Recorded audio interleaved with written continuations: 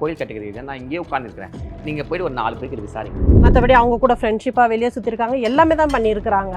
ஆனால் ஏன் அவங்க வந்து இந்த மாதிரி இப்போ இவங்க மேலே இப்படி திசை திருப்பி இந்த மாதிரி பேசுகிறாங்கன்னு தெரியாது. நான் இதை விட எவ்வளோ நகை போடுதுன்னு சொல்லுவாங்க. இது வந்து என்னோட 4வது கால். காசி மோட்லேருந்து அவங்கள எங்களுக்கு தெரியும். அப்பத்துல அவங்க நகை போட்டிருந்தாங்க, வீடு வாசல் இருந்துச்சு, சொந்த வீட்டில் அவங்களுக்கு இருந்துச்சு. இப்போ இந்த பெட்டிஷன் போட்டாங்க பார்த்தியா, இந்த பெட்டிஷன் போட்டப்போ நாங்கள் போய் ஏசி கிட்ட கொடுத்து, இவளுக்கு என்னன்னா நம்ம என்ன பண்ணாலும் இவ வந்து கோயில் கட்டி முடிச்சிட்டோம்.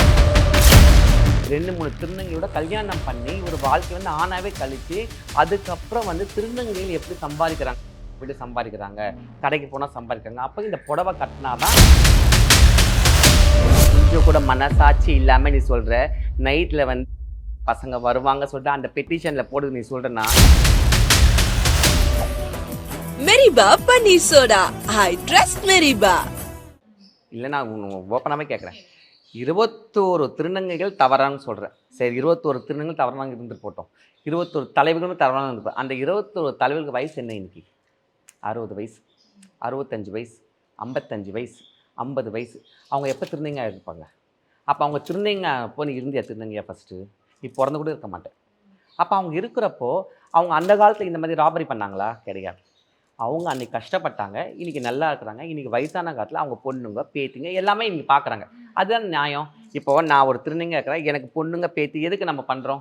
நாளைக்கு நம்ம உடஞ்சி உட்காரும் பொழுது நம்மளுக்கு ஒரு தண்ணி கொடுப்பாங்க, ஒரு கை சோறு கொடுப்பாங்க, நம்ம கண்ணை முன்னே நல்ல பிறகு எடுத்து போடுவாங்க.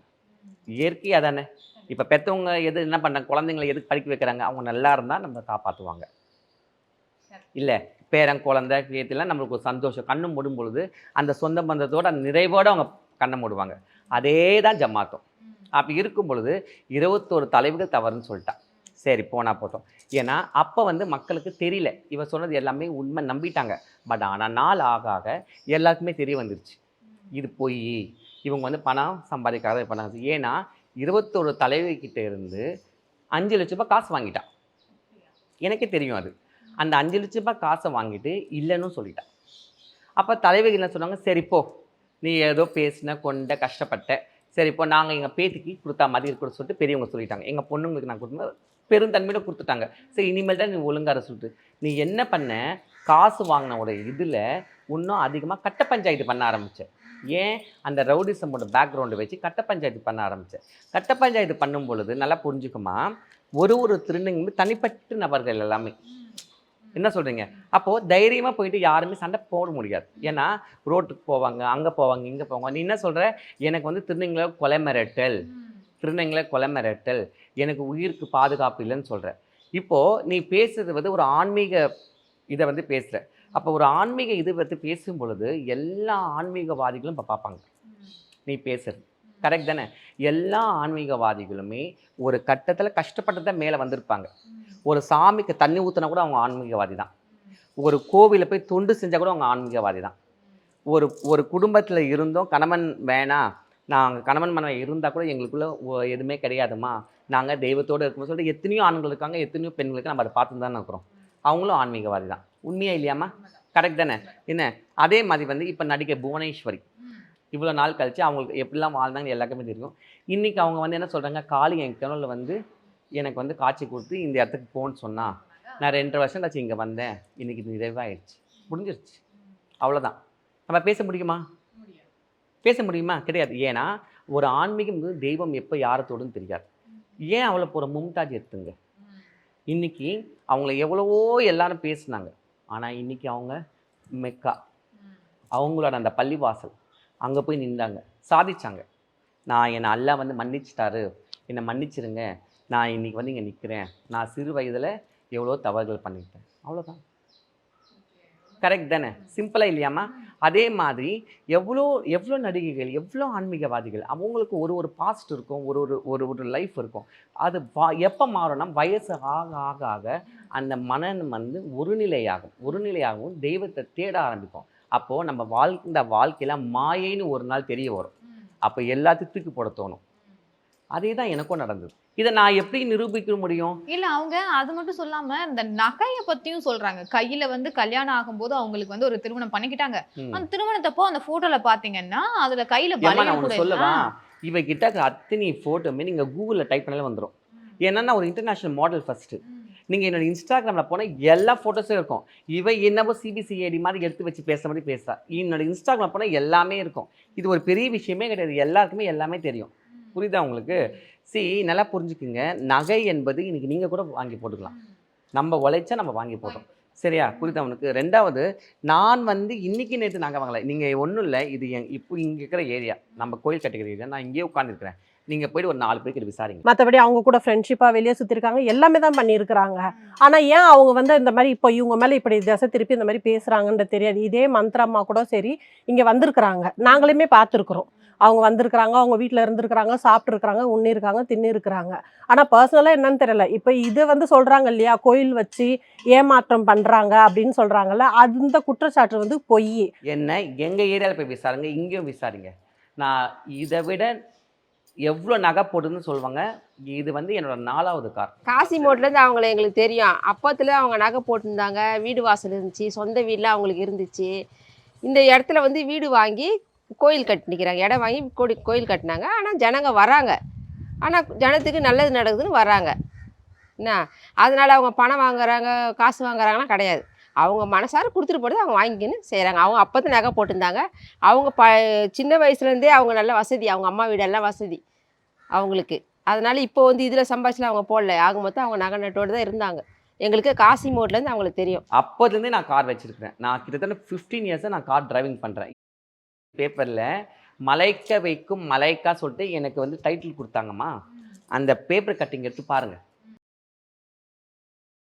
மலைக்க வைக்கும் அழகி மலைக்கா சொல்லிட்டு போட்டு அதில் முதல் இதுவே வந்து கார் ஓட்டுற மாதிரி தான் எனக்கு ஃபோட்டோவே வந்தது. அவங்களுக்கு 3 கார் இருந்துச்சு அவங்க அம்மா வீட்டில்.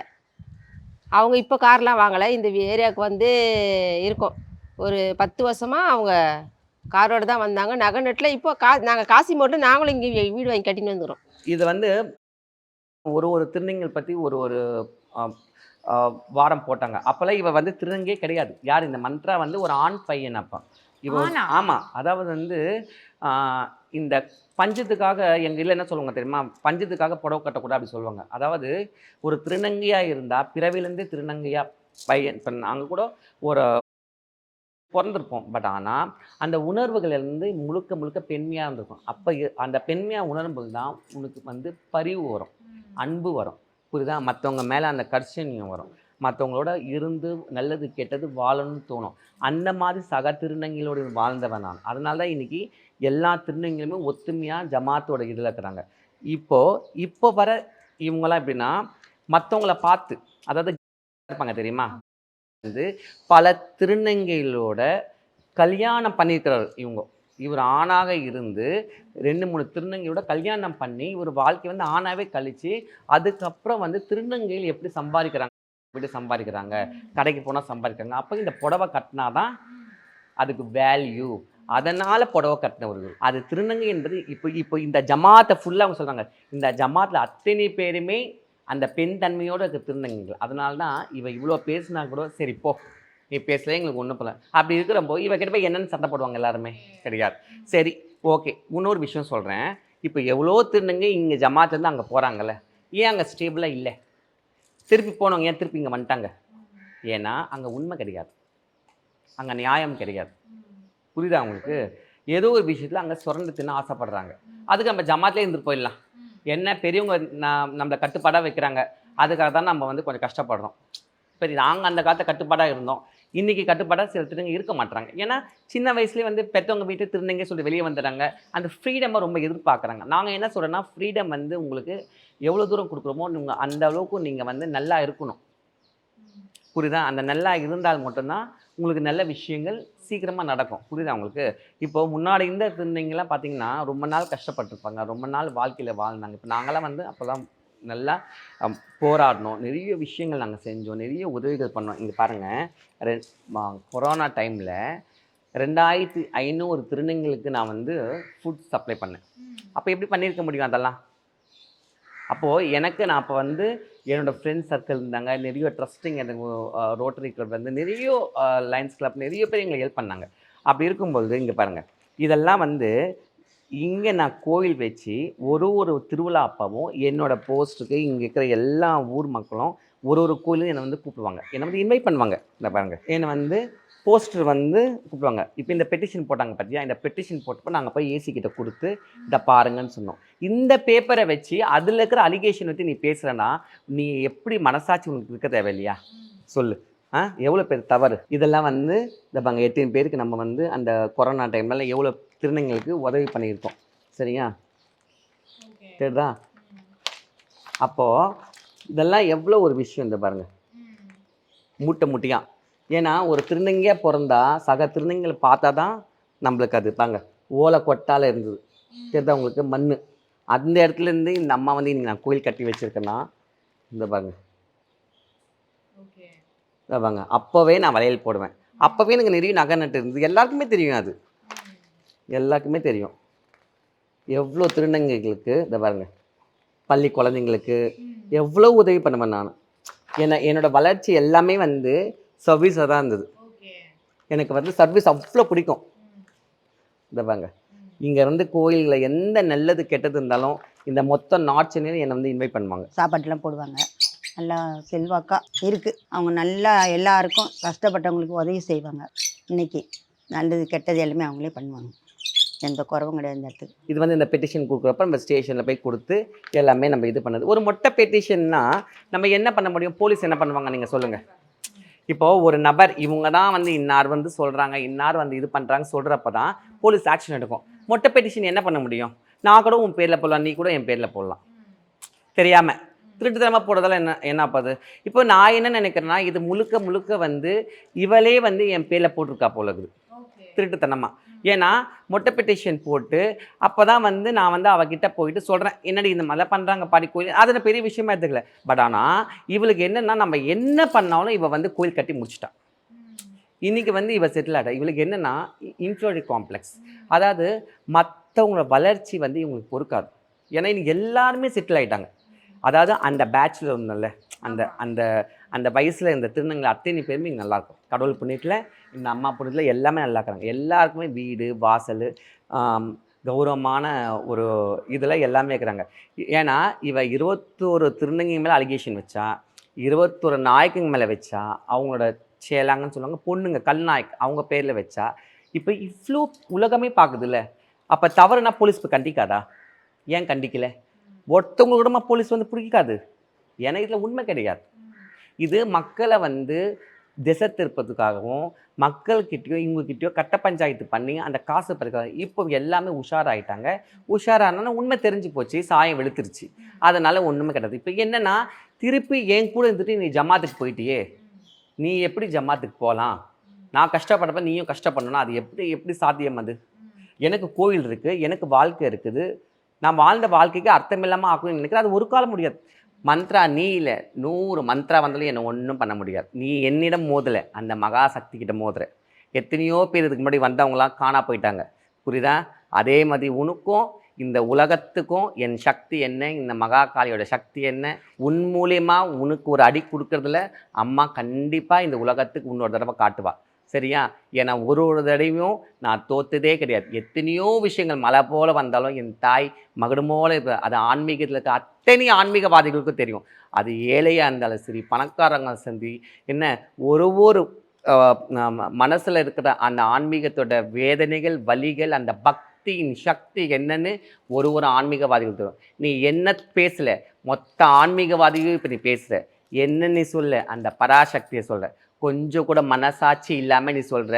நைட்டில் வந்து பசங்க வருவாங்க சொல்லிட்டு அந்த பெட்டிஷனில் போட்டு நீ சொல்கிறேன்னா உன் வாயில் புத்து தான் வரும். நான் வேறு என்ன சொல்ல முடியும்? நீ ஓகேம்மா, ஃபஸ்ட்டு நீயே ஒரு அக்யூஸ்டோட வாழ்ந்து நிற்கிற சொல்லு. நாளைக்கு அவனுக்கு ஒரு ஏதாவது ஒரு விஷயம் நடக்கும்போது அது கண்டிப்பாக உலகத்துக்கே தெரியும் நீ யார் என்னன்னு. எல்லாருக்கிட்ட காசு வாங்கிட்டு கட்ட பஞ்சாயத்து பண்ணுற நீ பேசதான் செய்வ. நாங்கள் அப்படி கிடையாது. நாங்கள் ஆன்மீக நெறியில் தர்மத்தின் நெறியில் இருக்கிறவங்க, புரியுதா? நாங்கள் தர்ம தேவதை வழிபடுறவங்க. முன்ன மாதிரி எங்களுக்கு டைம் வேஸ்ட் பண்ண தெரியாது. ஏன்னா எங்கள் வாழ்க்கை முழுசுமே சர்வீஸ் பண்ணணும்னு சொல்லிட்டு விதி எங்களுக்கு. அதனால தான் அப்போதுலேருந்து இப்போ வரைக்கும் நான் சர்வீஸ்லேயே இருக்கிறேன். எத்தனையோ ஏழை மக்களுக்கும், எத்தனையோ திருநங்கைகளுக்கும், எத்தனையோ வந்து கஷ்டப்படுறவங்களுக்கும் இன்றைக்கி என்னால் முடிஞ்ச உதவி பண்ணுறது எங்கள் மொத்த வட சென்னைக்கும் தெரியும். மொத்த நாச்சென்னைக்கு இந்த மலைக்காய் யாருன்னு தெரியும். மலைக்காய் எப்படி சாமுண்டி மலைக்காய் ஆனாலும் எல்லாருக்குமே தெரியும். இதுக்கப்புறம் நீ 100 வீடியோ போட கூட ஐ டோன்ட் கேர். ஏன்னா உனக்கு பதில் எங்கள் அம்மா சொல்லுவாள். உனக்கு பதில் சொன்ன பிறகு நான் பேசுவேன் திருப்பி. இது சத்தியம். மெரிபா பன்னீர் சோடா. I trust மெரிபா.